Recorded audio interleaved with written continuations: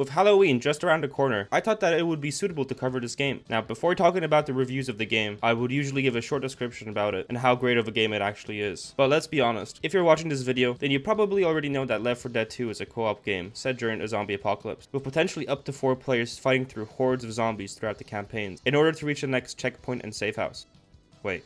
Anyway, this game has overwhelmingly positive reviews. People love this game, but there are always a few that will disagree. I'm curious to see why they went out of their way to write a negative review about it. Is it because they don't enjoy the gameplay? Or do they think that they are just being clever by giving a positive review but marking it as a negative? Let's check it out. Can't sex spitter, can't sex coach, can't sex jockey, can't sex any fucking character. Okay, wow. Okay, not a great start to this. These people are just tremendously down bad.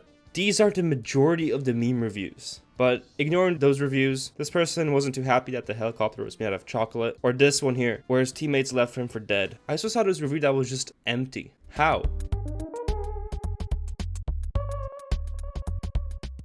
The game is great, the community is killing it. If you're not good enough, they won't try to make you improve. You will just get kicked out of every single match.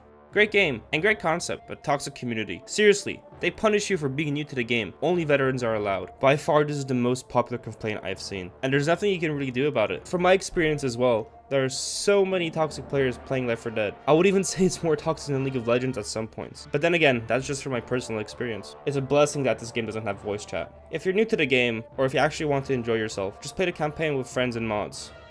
Now, there weren't too many reviews about actual gameplay, but the one I've seen the most is that the game is repetitive. And yeah, I agree. The game is quite repetitive. It has a formula of going through a level, fighting against a zombie outbreak, and reaching the checkpoint and repeating until you're done with the game and campaigns. It's hard to counter this point really. This is just how the game was designed.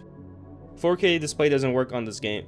Yeah, this isn't an issue in Left 4 Dead specifically, but even older Valve games like Half-Life and Team Fortress 2 have this issue as well.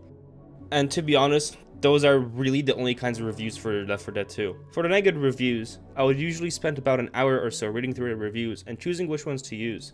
But here, it really is just about the toxic community. There are also so many reviews of people complaining that they couldn't sex every single character or zombie in existence. It felt dull and quite frankly, quite demoralizing to look at these reviews this time. I had to stop after 15 minutes of reading, and with 18,000 reviews, I didn't really have any attention to go through all of them, like I did with some of the other games I've covered in this channel.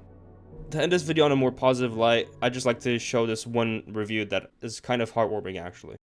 I'm a 45-year-old father, probably one of the oldest people playing this game. I'm a single father to my son, who's 14 now. My son got this game for Christmas in 2021 from his uncle, so we installed it on his computer and started playing. By the end of the week, he had 24 hours in this game. This was horrible for me, as it was already hard for me to find ways to spend time with my son, as he was always out with his friends, or just watching YouTube. So I decided to make a Steam account and get this game to see if I could maybe play alongside him. I loaded into the game, picked my character and world, and started playing, but I was stuck on what you were supposed to do. I asked my son for help and he hosted a game for me to join. I loved it as it was the best time I had spent with my son since my wife had died. This game has ever since brought me and my son closer again, and now that we spend time together outside the house as well. This game reminded me that there's fun to be had in everything, and has brought me and my son many happy memories.